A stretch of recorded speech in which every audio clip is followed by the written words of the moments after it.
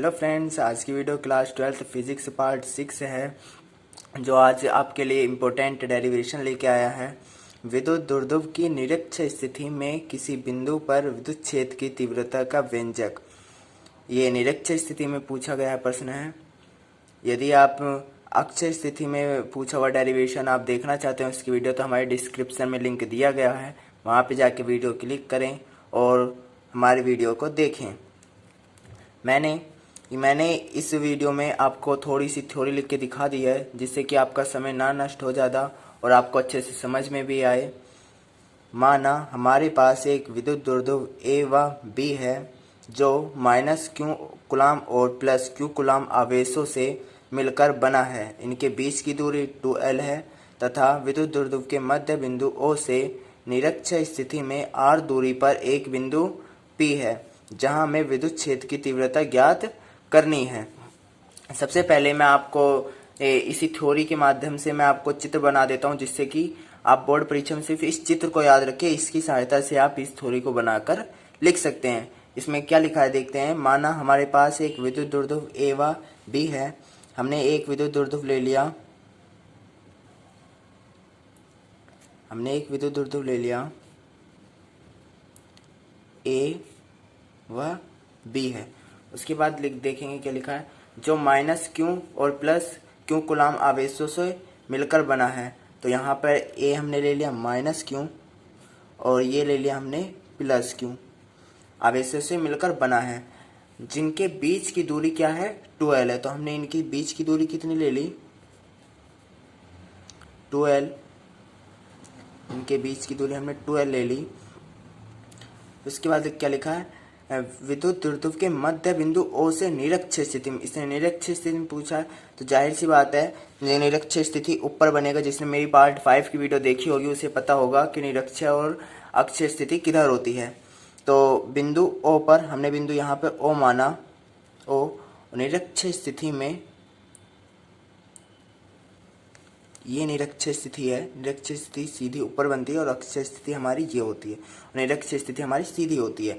तो मध्य बिंदु O पर r दूरी पर एक बिंदु P है। ये r दूरी इसे हमने मान ली, यहाँ से लेके O से लेके यहाँ तक हमने r दूरी मान ली और यहाँ पे एक बिंदु P मान लिया, P है, जहाँ हमें विद्युत क्षेत्र की तीव्रता ज्ञात करनी है। यहाँ हमें विद्युत क्षेत्र की तीव्रता ज्ञात करनी है।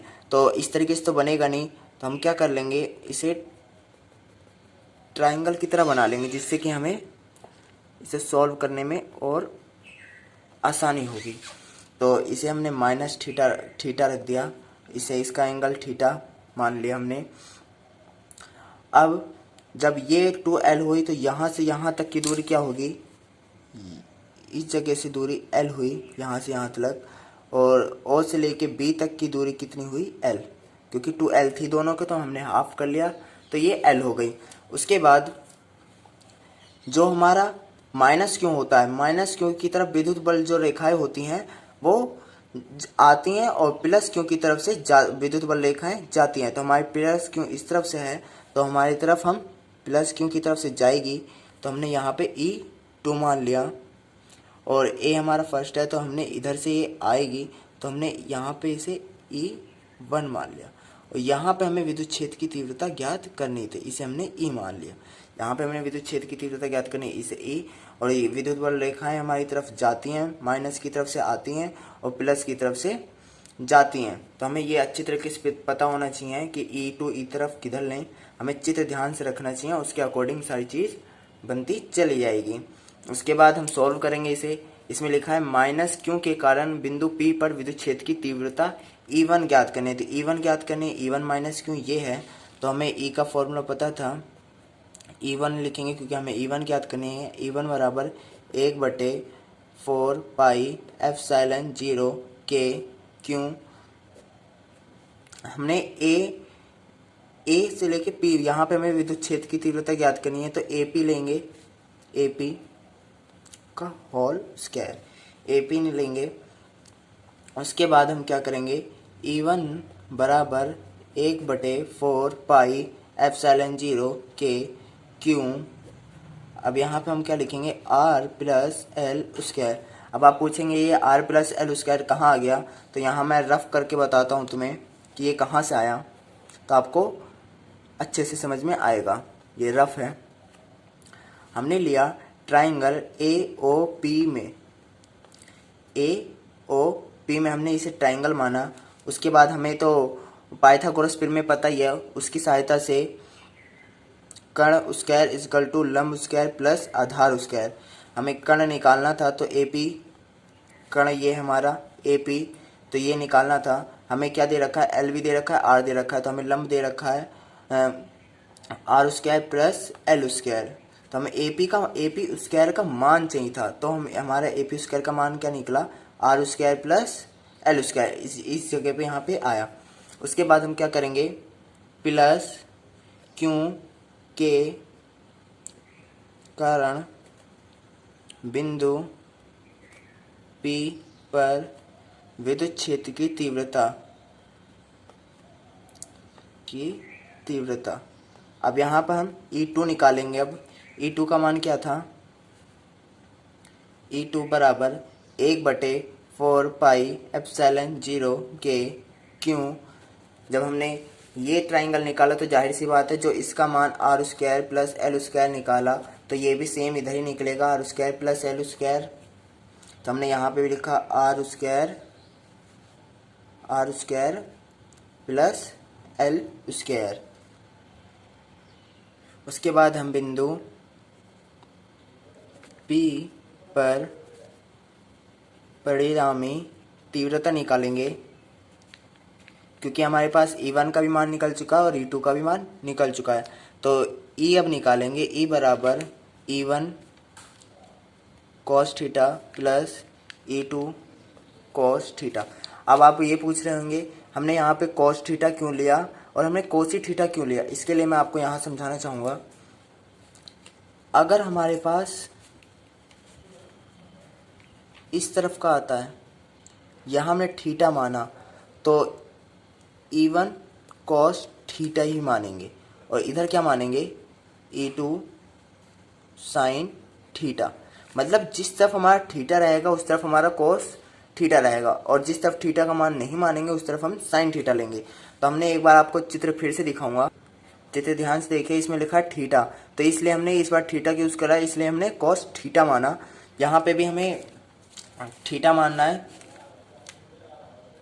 इस तरफ भी हमारा थीटा ही है और इस तरफ भी हमारा थीटा है, तो यहाँ पे हमने इसलिए cos थीटा का यूज़ करा, cos थीटा।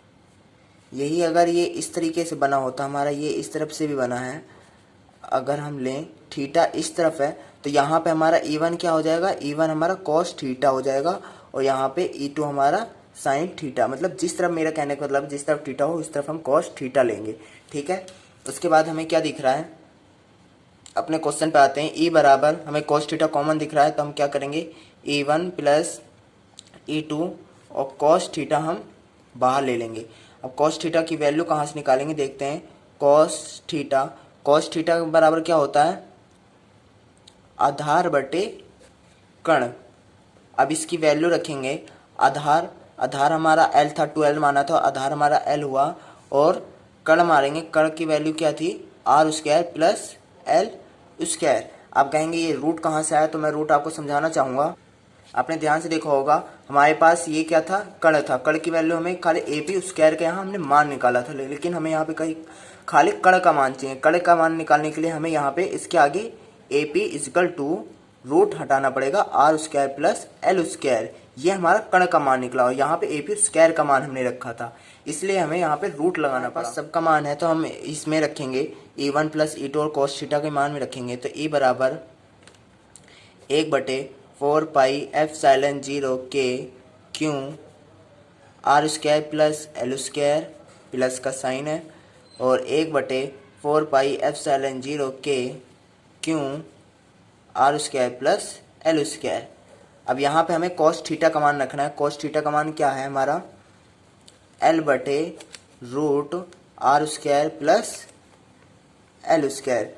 ये हमारा cos थीटा सबका मान रख दिया। उसके बाद हम क्या करेंगे, E बराबर, जैसे कि x हमने देखा होगा कहीं पर भी, मैं यहाँ करके बताता हूँ, x प्लस x क्या हो जाता है, 2x हो जाता है, जब सेम होता है तो हम उसे जोड़ देते हैं, 2x अगर जुड़ा हो तो, प्लस का साइन हो तो। हमारे पास देखा हमने ये बिल्कुल सेम है और हमारा ये टॉपिक बिल्कुल सेम है, तो हम क्या कर देंगे यहाँ पे जोड़ देंगे। तो 2 इंटू 1/4 पाई एप्सिलॉन 0 के into Q R square plus L square, और इंटू में हमारा ये क्या बचा, L root R square plus L square.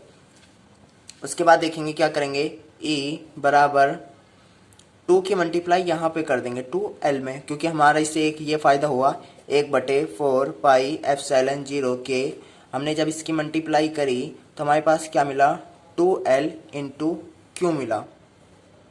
उसके बाद हम इसे क्या कर सकते हैं, ऐसे लिख सकते हैं R square plus L square, और इंटू में इसे क्या कर सकते हैं हम, R square plus L square, root को 1/2 लिख सकते हैं। अब मल्टीप्लाई में हमें पता है अगर बेस सेम हो तो हमारी जो घातें होती हैं वो जुड़ जाती हैं। हमारा हमने देखा ये हमारा बेस सेम है और घातें हैं, तो मल्टीप्लाई में हमारी घातें जुड़ जाएंगे। ई बराबर 1/4 पाई एप्सिलॉन 0 के, हमारे एक फॉर्मूला का यूज करेंगे, P बराबर सॉरी पेन खत्म हो गया, P बराबर Q इंटू 2l, ये P का एक फॉर्मूला होता है, इसका यूज़ करा हमने, तो यहाँ पे P आ गया, बटे में हम यहाँ पे क्या लिख सकते हैं, R square plus L square, तो 3/2 आ गया। इसको हमने बेस सेम है तो हमारे घाते जुड़ गई। उसके बाद हम क्या करेंगे, हम यहाँ पे करेंगे r की तुलना में l का मान बहुत छोटा है या कम है तो l को छोड़ देंगे। इसे हम थ्योरी में लिख के समझा देंगे जिससे कि अच्छे से समझ में आए। मैंने आपको लिख के बता दिया, r की तुलना में l का मान बहुत छोटा है, अतः l को छोड़ने पर, या हम ऐसे साइन बना के लिख सकते हैं जिससे कि मतलब बहुत ही छोटा, इसलिए हमें, या इस तरीके का साइन भी बना सकते हैं हम जिससे कि हमें लगे कि l का मान बहुत छोटा ही है, इसलिए l का जहाँ जहाँ पे l है वहाँ पे हमें छोड़ देना है l को। तो e बराबर 1/4 पाई एप्सिलॉन 0 के, यहाँ पे p था, यहाँ पे l था तो हमने छोड़ दिया, मगर r था उसे लिखेंगे r का स्क्वायर, और 3/2 हमारा वो हमने जोड़ा था घाते, तो 2 से हमारा इस 2 को कैंसिल कर देंगे। उसके बाद हमारे पास क्या बचा, e बराबर 1/4 पाई एप्सिलॉन 0 के, और p/r की क्यूब बची। उसके बाद हमें पता है निवार्त अथवा वायु के लिए जो k का मान है वो 1 रख देंगे, तो E बराबर 1/4 पाई एप्सिलॉन 0 p/r की क्यूब। यही हमें प्रूफ करना था, हमने प्रूफ करके दिखा दिया। बोर्ड परीक्षा में बिल्कुल सेम इसी तरीके से रखना, आपको पूरे के पूरे नंबर मिलेंगे। अगर वीडियो अच्छी लगी तो लाइक कर दो, यदि आप हमारे चैनल पर नए हो तो सब्सक्राइब कर दो।